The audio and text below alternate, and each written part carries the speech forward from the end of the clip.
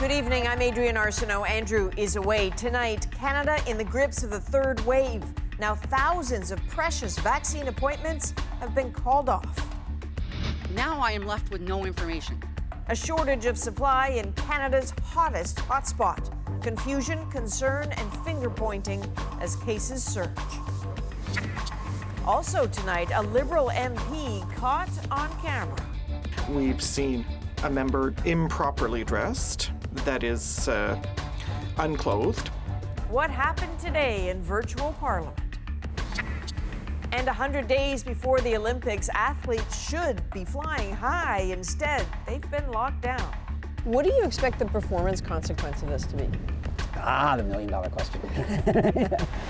This is The National.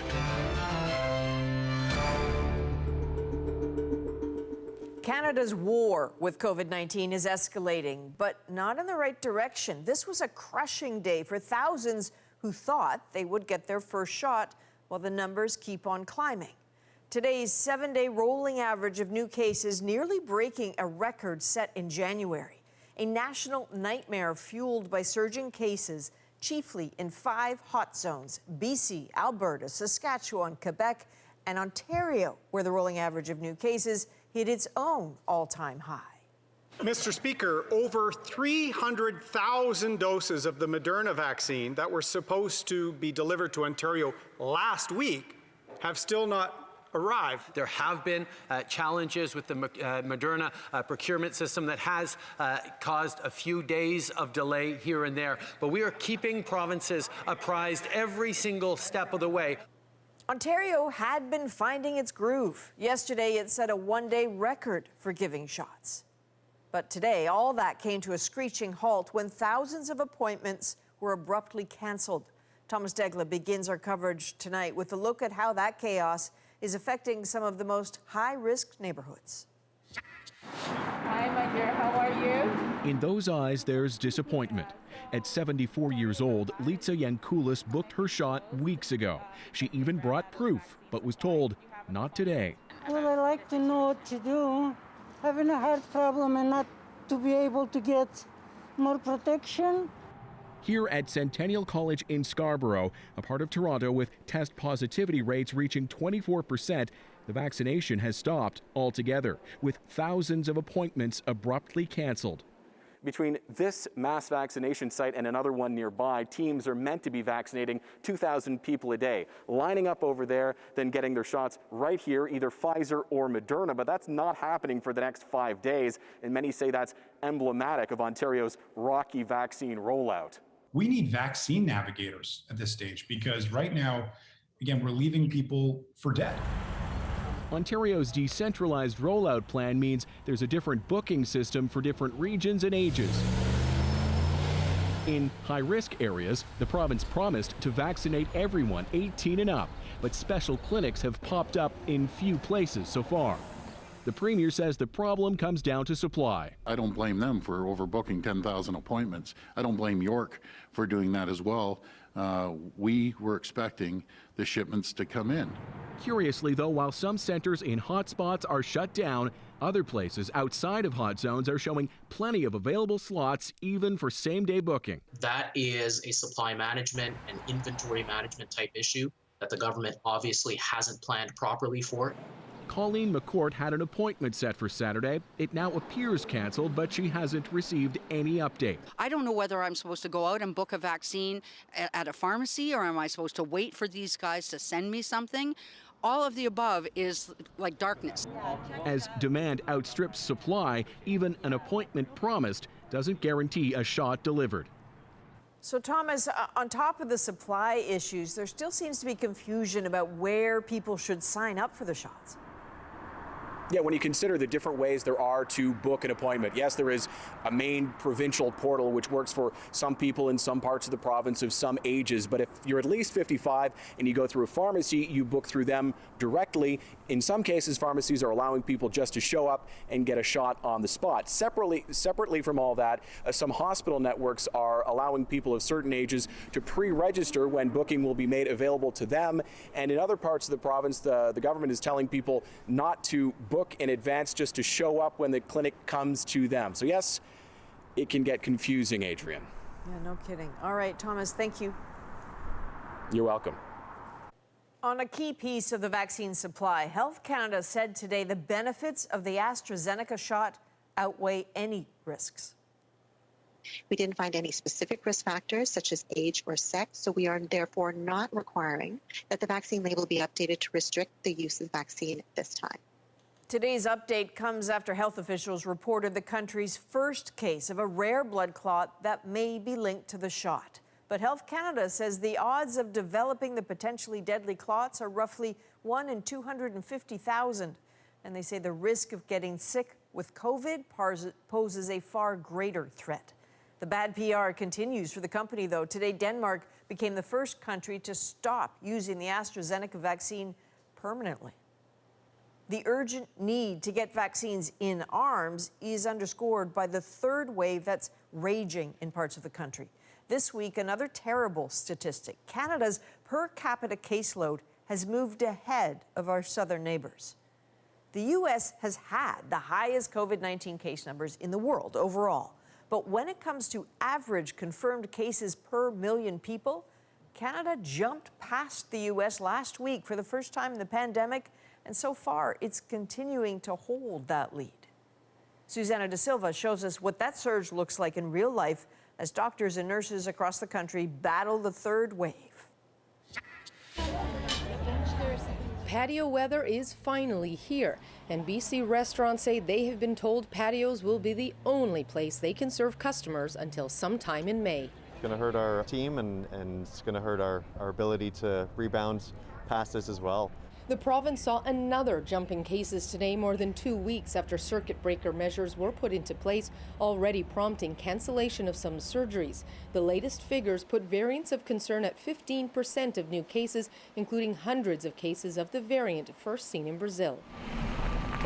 In Alberta, more than half of cases are variants, and after a surge in cases in Calgary classrooms, grades 7 to 12 are moving online. Looking at levels of transmission in our communities right now is like watching a flood rise higher and higher. Today, Saskatchewan told people not to travel within the province, and in Manitoba, officials are mulling a requirement for masks outdoors in a province where the variant first seen in the UK has killed 2 people. This 22-year-old spent 9 days in hospital. First 5 to 6 days were pretty horrible. Like I was very bedbound, not a lot of movement, like it was very exhausting. Ontario set another record today with 635 COVID patients in intensive care. The province has promised new beds by the end of the week, but beds alone won't do it. It's not like there's this abundance of clinicians who are available to service the existing beds we have. Next door, the message from Montreal hospitals, the ER is only for absolute emergencies. Every single center has wings that are closed, beds that are closed because of missing nurses. Today, one of Canada's smallest provinces, Newfoundland and Labrador, offered to do what it can to help the very biggest. That tells you how the battle is going. Susanna De Silva, CBC News, Vancouver. All right, let's go now to Vancouver, where Dan Burrett is standing by with a developing story. Dan, what's happening? Adrian, some breaking news from Nunavut to share with you. Tonight, the territory has confirmed its first ever case of COVID-19 in the capital, Iqaluit. Nunavut's chief health officer says the patient is isolating and doing well, but that case is prompting a new lockdown that begins Thursday morning at 7 a.m. local time. In Iqaluit, the government is closing all non-essential businesses and government offices. All schools and daycares are closed for the rest of the week, and all indoor public gatherings are banned. In a statement, Dr. Michael Patterson says, we ask residents of Iqaluit to stay home as much as possible and limit contact with other community members, including family members living in different households. And travelers who have departed Iqaluit on or after April 13th must immediately isolate in their home community upon arrival for 14 days. Non-essential travel is highly discouraged. Nunavut's Premier Joe Safikatak says more than 3,400 of the capital's 8,000 people have had their first dose of the vaccine. More than 2,000 have received second doses. He says now is the time to stay home to try to slow any potential spread of the disease. Adrian, back to you. One of the Vancouver Canucks is raising concern over the team's upcoming schedule, suggesting they're being rushed to return to NHL action following a COVID outbreak. We try to talk about the number one priority is players' health and their family's safety, and it's almost impossible to achieve that with what they've asked us to do here on our return. The Canucks haven't played since March 24th. Since then, at least 25 members of the organization have tested positive for COVID-19. The team is now scheduled to play 19 games in 31 days, starting on Friday. And BC is calling on Ottawa to decriminalize possession of small amounts of drugs. We need to come together and recognize that this is not just a BC problem. This is a problem that we need to put enough effort into, as we are doing for the pandemic, and federal leadership is an important part of that. If the federal government grants the request, BC would become the first province where there would be no criminal penalties for carrying small amounts of illicit drugs for personal use. It's been 5 years since the province declared a public health emergency over the opioid crisis. That's killed more than 7,000 people in BC so far, and the pandemic has only made it worse. 2020 was the deadliest year on record. Now, throughout the pandemic, much-needed foreign essential workers have faced great personal risk without the security Canadians take for granted, living in fear of both COVID-19 and their own vulnerable status. Today, Ottawa opened a pathway for some to stay permanently. But as Catherine Cullen reports, it won't help everyone. They were working hard even before the pandemic hit. As a therapist who treats immigrants dealing with trauma, Ibrahim Ismailov says he's seen essential workers taking on double shifts and overnight work. A common theme is that a lot of my clients are overworked, tired, even, burnt out. It has been very difficult. Some of those workers, up to 90,000, may now get fast-tracked to stay in Canada as permanent residents. It will ensure that there is a fast and innovative pathway for workers who possess a range of skills. They'll take applications from 3 groups: 20,000 temporary workers in healthcare, 30,000 from other selected essential occupations, everything from cashiers to farm laborers to sheet metal workers, and 40,000 international students who graduated in the last 4 years. Canada needs more immigrants to meet its goals. Last year, the pandemic saw the number of new permanent residents nearly cut in half. And taking healthcare workers who are already here is a win for Canada, says this immigration lawyer. We're aging. We have COVID. We need healthcare workers to fix this, not just this year, but in the many years to come. But some argue this latest move won't help enough of the workers Canadians depend on. There are hundreds of thousands of people on work permits in the country. Like Gabriel Flores. From Mexico, he's done farming work in Canada for 6 years, contracting COVID due to an outbreak that infected 200 others. Flores argues the work he and others do is essential, though he doesn't speak enough French or English to qualify for this program.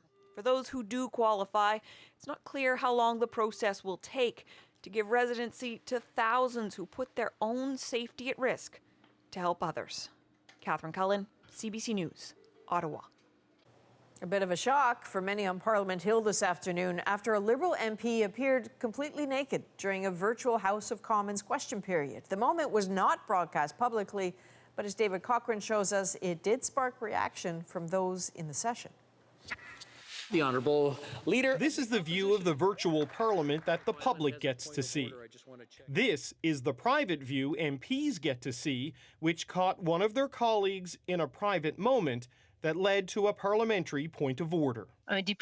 We've seen a member during question period improperly dressed, that is, unclothed. So perhaps remind the members, especially the male members, that suits and ties are appropriate, or rather called for. And we have seen that the member was in very good shape, but I think that this member should be reminded of what is appropriate and to control his camera. Thank you. Merci. I would like to thank the honourable member for her observations. I missed that. The MP was Will Amos, a parliamentary secretary and Liberal MP from Quebec, who issued this statement. This was an unfortunate error. My video was accidentally turned on as I was changing into my work clothes after going for a jog. I sincerely apologize to my colleagues in the House of Commons for this unintentional distraction. Obviously, it was an honest mistake, and it won't happen again. The Prime Minister's office isn't commenting, it's letting Amos's statement speak for itself. But it seems there won't be any party discipline for what appears to be a pretty clear violation of the parliamentary dress code. David Cochrane, CBC News, Ottawa. Another member of parliament is under scrutiny tonight. Independent Yasmin Ratansi is being sued by a former employee alleging verbal and emotional abuse. She left the Liberal caucus last year in connection to CBC News reports that she'd been employing her sister for years and creating a toxic workplace for staff. Ashley Burke spoke with Ratansi's former staffer. And I was tortured for years. Former staffer Aleem Leela says he stayed silent about MP Yasmin Ratansi's behavior for years, but won't any longer. It's all about Ms. Ratansi leveraging her power and using it to intimidate and hurt people. He was a summer intern in 2016, then hired as Ratansi's constituency assistant the next year. He alleges Ratansi started pushing her religious beliefs on him. She made it her objective to try to make me a practicing Ismaili. After work, I was forced to attend, mosque's proceedings despite my wishes. Leela also claims in his lawsuit Ratansi was verbally abusive, including when she found out Leela's girlfriend at the time was pregnant. She said that I was stupid, that I was an idiot. From there, it quickly turned into a racist tirade. My then partner, who is a young Filipino woman, was attacked. Leela said he asked for time off work to support his then partner at a medical appointment to have an abortion, but claims Ratansi gave him an ultimatum. I can attend the appointment and my time in the office is done. He chose to go to the appointment and never returned to the office. It damaged me. CBC News aired a story in the fall about claims Ratansi created a toxic workplace and made offensive comments. Leela recorded Ratansi calling him afterwards. He said it was an act of intimidation. She's heard asking him repeatedly if he was one of the sources. I have been asked by my legal team to do my due diligence. Ratansi told CBC News in a statement that she disagrees with the characterization of events. She said that since the matter is before the courts, it would be inappropriate for her to comment through the media, but then posted a lengthy statement on Facebook calling the allegations wild, adding that she would defend herself in court. Ashley Burke, CBC News, Ottawa. In the United States, the former police officer who killed a young black man in a suburb of Minneapolis has been charged with second-degree manslaughter, a charge protesters say is not serious enough. We are tired of this two-justice system, a system that works for white people and a system that does not work for people of color. Kim Potter, a 26-year veteran police officer, will make her first court appearance tomorrow virtually. 20-year-old Dante Wright was killed Sunday during a traffic stop as he was being arrested on an outstanding warrant. Police say Potter accidentally pulled her gun instead of her taser. Bernie Madoff, the notorious criminal behind the largest ever Ponzi scheme, has died. The 82-year-old was serving a 150-year sentence in U.S. federal prison. Over the course of decades, Madoff bilked billions of dollars from his investor clients, which included charities and pension funds. He was arrested in 2008. Bernie Madoff suffered from kidney disease and other medical issues. Well, it's official. Troops from the United States and NATO will leave Afghanistan this year, but that does not mean the end of their involvement in that country or an end to the violence there. Katie Simpson looks at the reason for the retreat and what comes next. A moment to honor the sacrifice that is inevitable with 20 years of war. A conflict the U.S. is leaving as the president announced troops in Afghanistan will be out by September 11th, the anniversary of the terror attacks that started it all. It's time to end America's longest war.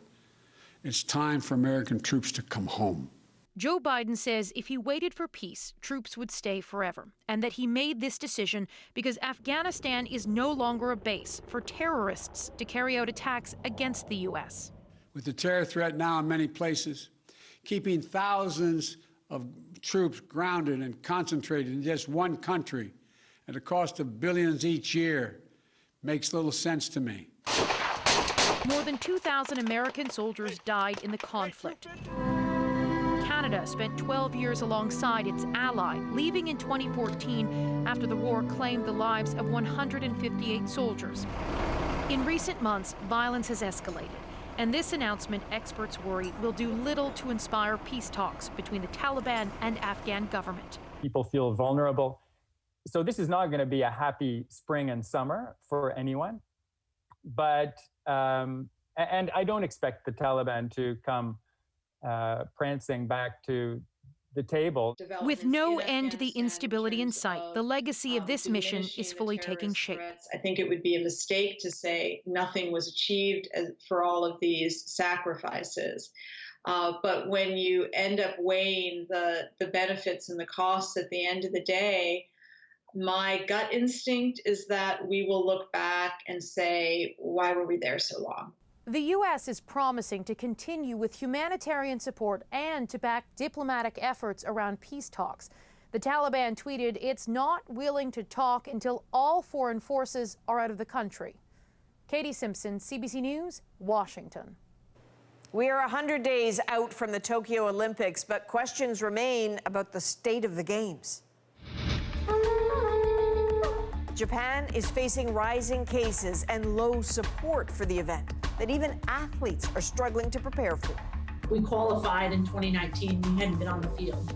Okay, that's crazy. And locked down and isolated despite being fully vaccinated. It feels like a kick in the face. How life in a long-term care center hasn't changed, even with the vaccine. Plus, 2 Ontario medical students risk failing their exams to help those displaced by the volcanic eruption on St. Vincent. Well, the exam is going to happen and it's going to pass, and that's that. We're back in 2.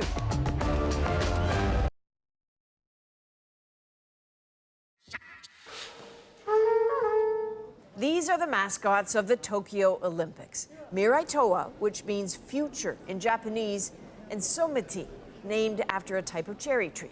Officials unveiled their statues on Wednesday to mark the 100-day countdown to the Games. But with the 100 days to go, there's still a lot of uncertainty about the Games. Japan's organizers faced a host of challenges, including a resurgence in COVID cases, a slow vaccine rollout, and concerns from Tokyo residents worried about infections. Sasha Petrusek takes us through it.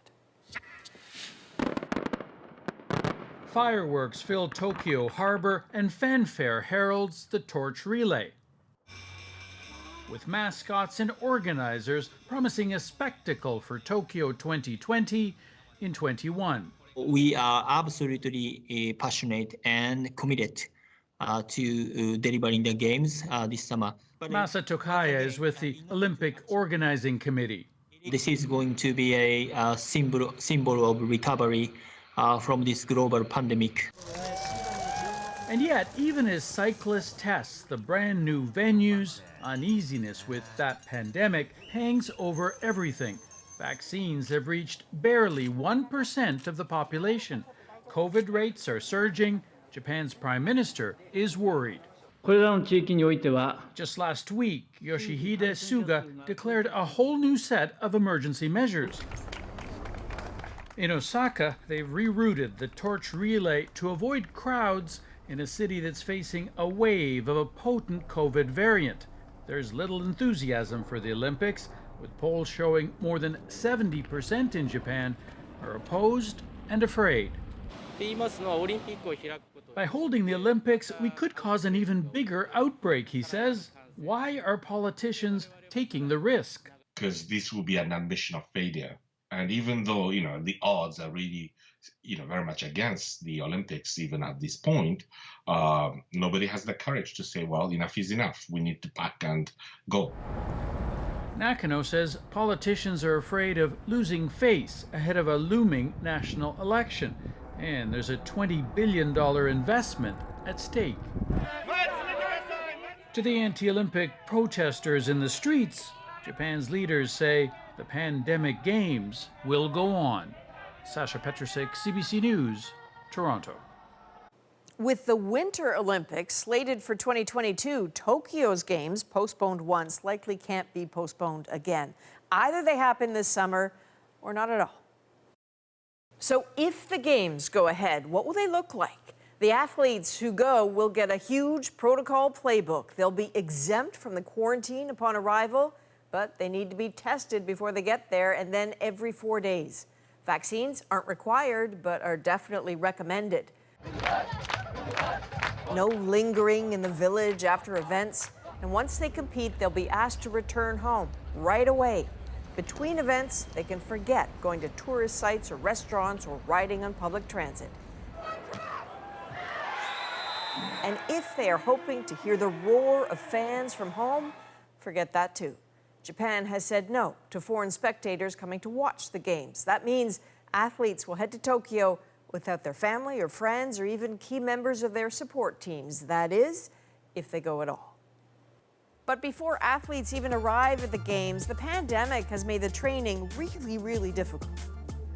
You come into places like this and see how we're training and compromising.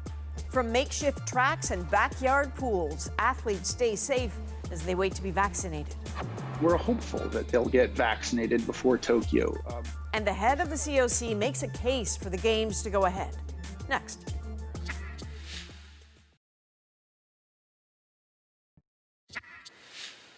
Welcome back. 100 days out from an Olympics is usually a time for fine-tuning, but in 2021, forget that. This year, it's still not even clear if the games will go ahead at all.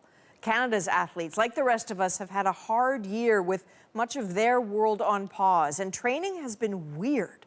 So are they ready is a big question. Do they feel safe going? That is especially tricky.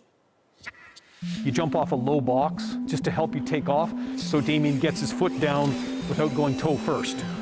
It's a pretty basic expectation that one of the world's greatest track athletes should be at an indoor track now, training for the Tokyo Olympics. Good. I really like the way you got your foot down on that one. And yet, here's decathlete Damien Warner making the most of it at a far too small local London, Ontario hockey arena. The only place he's been allowed to train, unable to get access to an indoor track. To be clear, he's not complaining. To get this space, all this equipment took hustle and generosity. So we'll do 2 10s, 2 30s, and a 40. But some of this is less than ideal. Without enough track length, this is how he stops.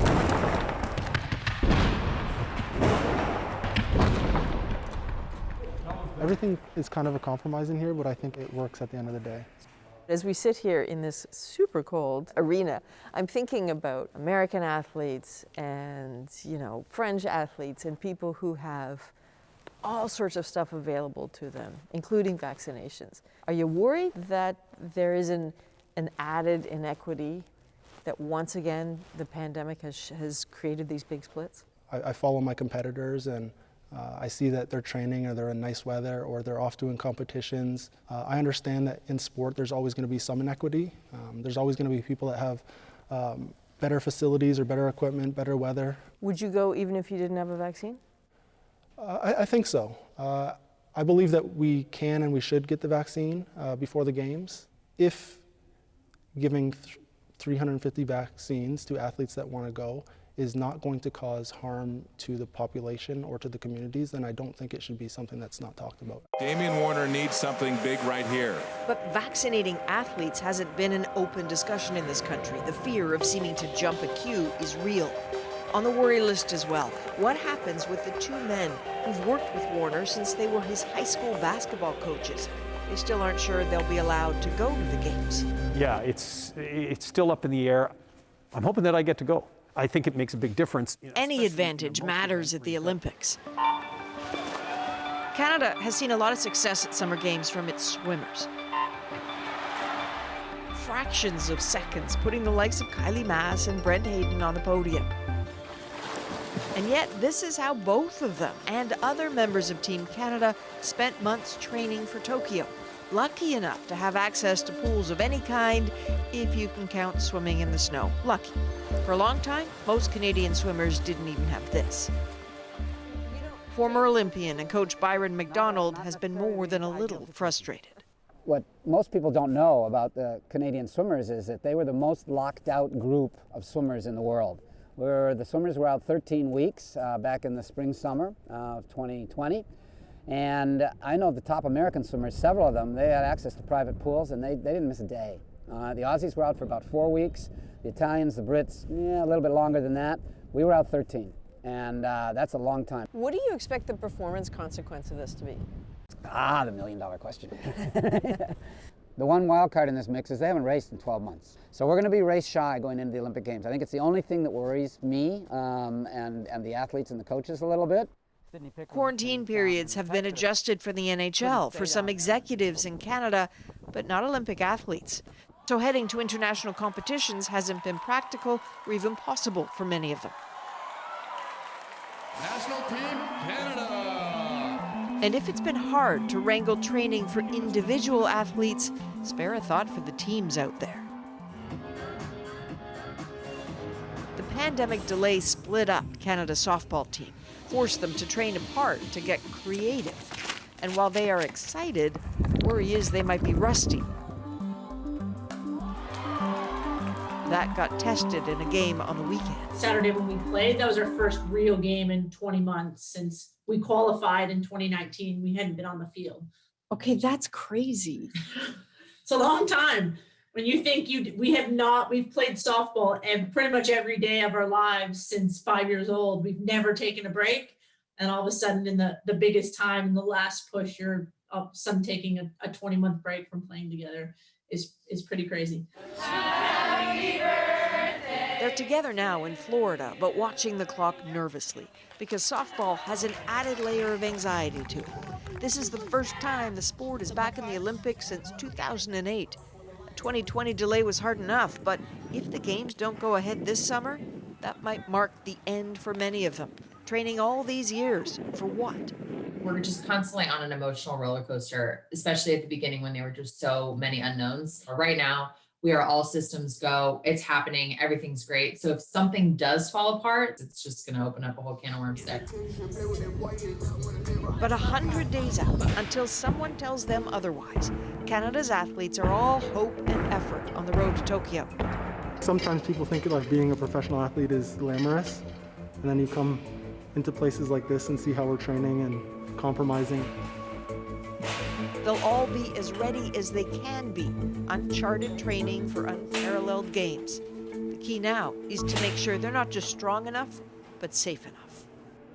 So what is the plan to keep our athletes safe as they wait for their vaccines? I spoke with the CEO of the Canadian Olympic Committee about that and about his hopes for the Games. So David Shoemaker, thank you for joining us.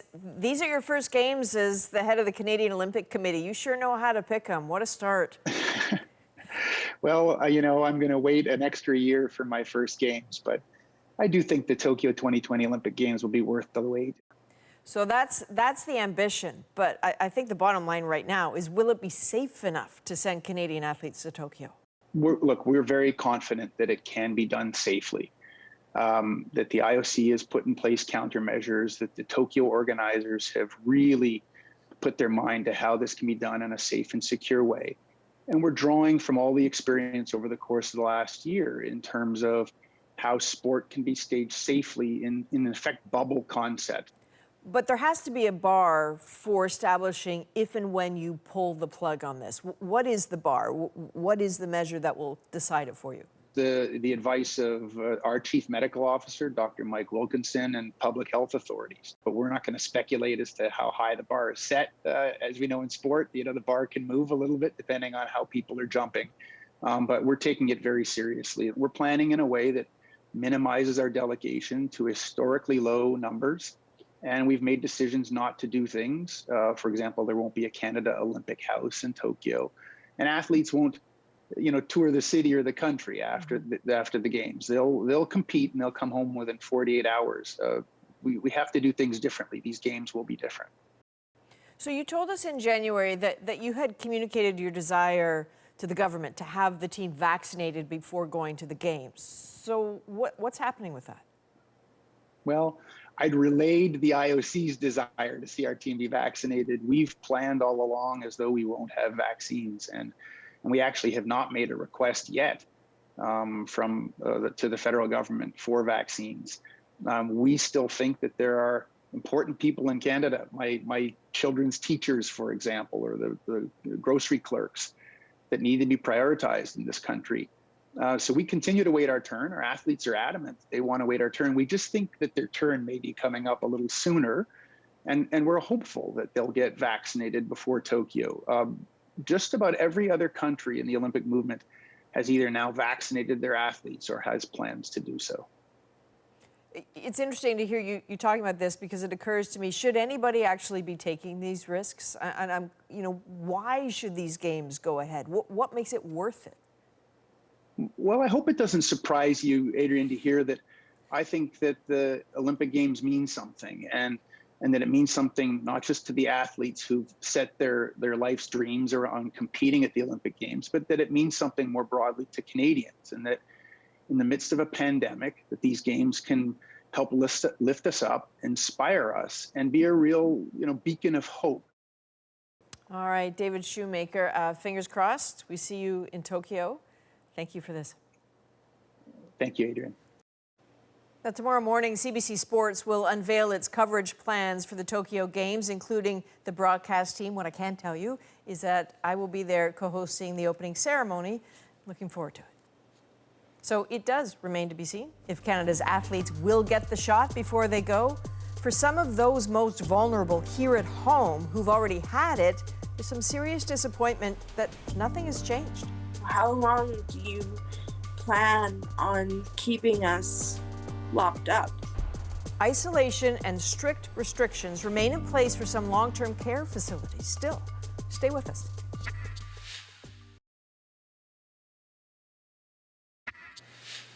Welcome back. We've shared with you the story of Chelsea Dreher. She lives in a long-term care home in Regina. She's struggled with the mental toll of isolation. Now she's fully vaccinated, but that hasn't bought her any freedom. Bonnie Allen shows us a story told across this country. Inside this long-term care home, Chelsea Dreher has felt so isolated over the past year that at one point she had a mental breakdown. But she believed getting the COVID-19 vaccine would give her back some freedom. When I got the final dose of the vaccine, I was so happy. I was literally busting down the door to get it. And then things only got worse. Her facility has even tighter restrictions now due to the spread of variants. And a case of COVID-19 on her ward means she's basically confined to her room. It was contracted by a staff member, and now we're in complete and total lockdown. It feels like a kick in the face. I just want her to be able to even go outside. She's not allowed to leave the building. Dreher's mother is upset some workers at the facility refused the shot. I think all the employees should be vaccinated. I think it should be part of the job description. People who are elderly or disabled are still more vulnerable, even with vaccines, according to experts, particularly given the spread of aggressive variants. Dr. Anand Kumar says mandatory vaccination for employees and visitors would make a difference. I think that if all the employees are vaccinated, and it's a requirement that visitors are vaccinated, and in fact the vast majority of the residents are vaccinated, I think that's about as safe as you're going to get. It's their right to refuse a vaccine. If they do not want to choose to get a vaccine, that is up to them. But we would encourage everybody to get a vaccine. The only way that we're going to get through this is by having more people vaccinated. Dreher is worried that encouragement won't be enough. How long do you plan on keeping us locked up? I don't dare to hope. It's just gonna get ripped away. So it's like, why bother? Dreher now just as scared of more disappointment as she is the virus. Bonnie Allen, CBC News, Regina. So this pandemic has been unrelenting, especially for healthcare workers. But we'll show you how one Canadian doctor is turning pain into beauty.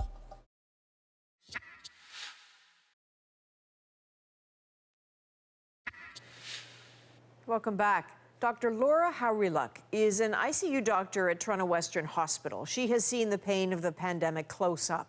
And over the course of the past year, she's turned all that pain into poetry. Once again, I don scrubs, cap, mask, shield, gowns and gloves. Who I am concealed, eyes inscrutable through my shield. My name is Dr. Laura Harilek. I'm an ICU doctor at Toronto Western Hospital. We're constantly fielding calls, either about patients who are already in the ICU, patients who are coming to the ICU, patients who need to come from outside the hospital into the ICU. It's hard to know when you're really done your day and it doesn't really end. That has made it really draining, not only physically draining, working in the mask and the equipment, but that lack of contact and trying to constantly put the humanity back into what we do. You have to break terrible news over the phone and all you can do is listen as somebody cries. And you can't hold their hand, you can't hug them. I try to keep my voice from breaking, though my heart is shredded and aching. As you cry, know my own eyes are far from dry. Writing has helped me in multiple dimensions. It actually became a tool for me, not only to try and explain what we do, but also to help me figure out even more who I am and what matters to me and how I cope. I don't think I would have been able to get through the things I've had to see, the things I've had to treat without an outlet like that. As my face falls apart, see the scars across my heart that will always leave a mark. This poetry gives people that opportunity to read something that is not necessarily my story, but it allows them to dwell with the words and how does that fit into their story. I've had people who have lost those that they've loved, who've actually used parts of what I wrote as a way of explaining how they're feeling, of remembering the person that they've lost. And you know, I remember the first time that happened, I was so moved, I was crying. There are others on the way. Somehow, I need to get through the rest of my day. No words, grief, deferred. If it helps you cope with it, so again, you can be there for somebody else, it's so important to have that, whether for me, writing or some of the other things I do. Everybody needs to understand what it is for them so that we can continue to get through this. Remember what I've been through, though my own memories are few. This I know is true. I have survived the ICU. Next on the National, 2 med school students spring into action. People are losing their homes. We wanted to get out there and help people. How they helped thousands of people after the volcanic eruption on St. Vincent. In our moment, next.